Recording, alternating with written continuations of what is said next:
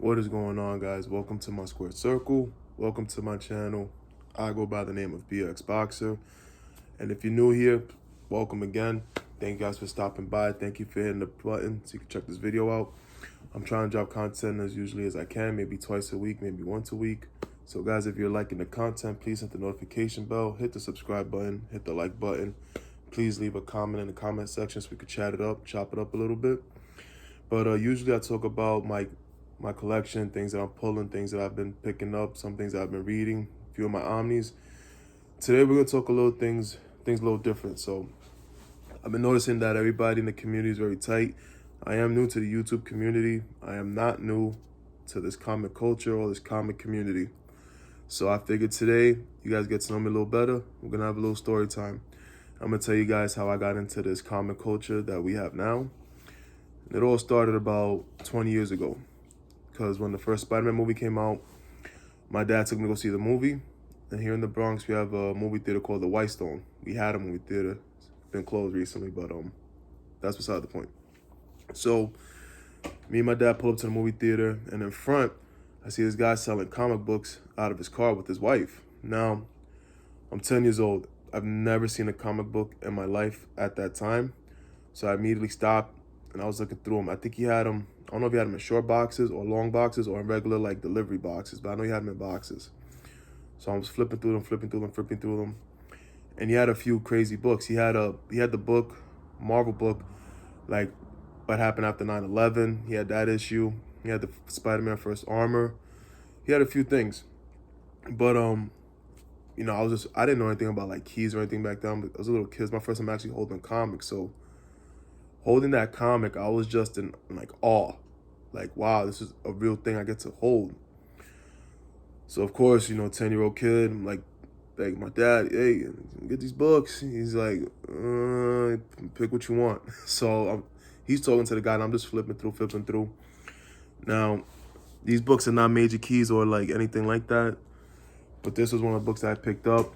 Todd McFarlane Spider-Man run. This is number 6, if I'm not mistaken. I've read this thing at least 1,000,000 times.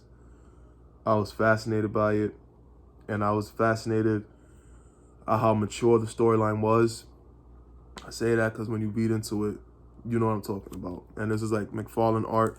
This is the first Spider-Man that I saw outside of the animated series. I never saw anything like Kirby or anything like that, or Ditko related, or any of those comics, but this was it for me. This was the first Spider-Man comic that I ever owned. I will never part with this. I will never leave with this. I will never sell this. I will always keep this forever and ever. I never got it graded or anything like that because all my books are raw. Every book I ever had was raw. Had this for 20 years, since I was 10. And I also have the follow-up, which is number 7. Again, the whole storyline together, I found it great. I feel like how in this issue, Hobgoblin was more like a demon. It was just crazy to me to be 10 years old and to see this. I was just in love with it automatically. Like after reading these two comics, my love automatically triggered after these two. But I didn't only get 2 comics that day because my dad loved me so much. So shout out to him. But he did get me this book too. Now, the reason I picked this book up, when the Blade movie came out, I was 8 years old. And I watched the movie at the age of 8, loved the movie to death. I did not know it was a Marvel movie at the time, even though Marvel probably popped up. But I didn't think nothing of it because, I didn't know a bunch about Marvel comics. But I was like, oh man, Blade's a comic book? Oh man, I gotta get this.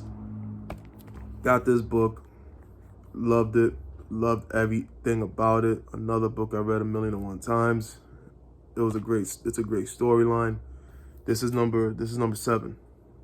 Now, mind you, this is number 7. I didn't think about picking up a number 1, 2, 3, like to match up anything. I just picked up because it had Blade's name on it. And Deacon Frost, which was the main villain in the first movie.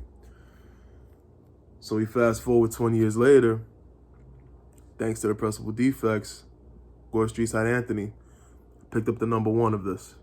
So Hopefully I get to complete the run and read the full story completely. That was what I like to do. I would love to do that. So Blade number 7. Blade the Vampire Hunter number 7. And lastly, that same day, since my dad loved me so much, and I thank him a lot for that, but this book right here is not a filler book. It's a filler book, but it's nothing major. But the only thing major about this that I looked into it was this was the first glow-in-the-dark cover of a comic, I think, for this run. It's Ghost Rider number 15. Now, you guys can't feel it, but all of this right here is the part that actually glows in the dark. Very rigid. This is actually, the whole cover is kind of like solid. I've read this book cover to cover, all of these books. Like, they are damaged. There's a few spine ticks, maybe a few pressable defects. But, man, another story that I loved. Reading it from the beginning.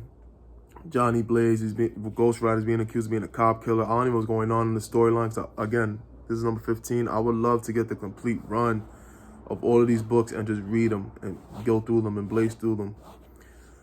But Ghost Rider's being accused of a cop killer. They shoot him. He slowly turns back into like a human form. And to me, reading that at the age of 10, I was like, oh man, just flipping through it. You had these chicks coming out from like the sky.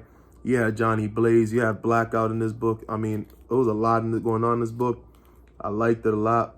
I loved it a lot. Still do. These books will forever stay with me. These books will never leave my side. I will never let them go for anything in the world, even though they're not worth nothing. Even if they're worth something, these books will forever be a part of me. They will always stay with me.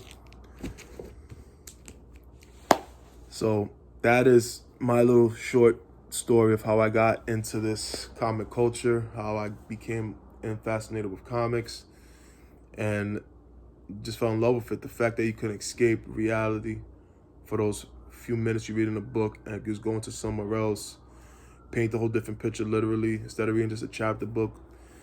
It was amazing to me.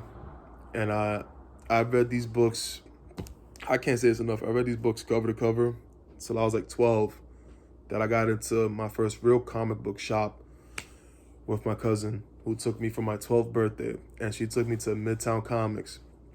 That was my first time going to that store on 40th Street, downtown, and it was just 2 floors of pure heaven for me, because she was like, pick whatever you want, it's your birthday, I got you, you could get whatever you want. I was like, really? Man, I picked up so many books. I'll probably do another video about that, but that's when I found out that you could have like your own account. It was like, I'm 12, I can have my own account. I was like, yeah, I still I have my account since I was 12. So I've had that for about 18 years. So, I mean, there's nothing, I find this, I fell in love with it. There's not much to really say about it. You guys know, if you guys love comics, you know exactly the feeling of being your first comic book. It's the reason what brought you into it. Just a dope storyline, good art in there, good art covers. Even now, but we got variants and everything like that. Sometimes the stories are a little lackluster, but I mean, can't go wrong with a comic book, right? So guys, that wraps up my video. It's a little brief, but it was a quick little story time so you guys can get a better idea of who I am as a comic collector and my backstory. But I thank you guys for joining me today. Again, if you guys like the content, hit the subscribe button, hit the like button, hit the notification bell. And if you guys want to chat in this comment section, please leave me a comment. And I thank you guys for everything. You guys stay well, and I'll see you soon.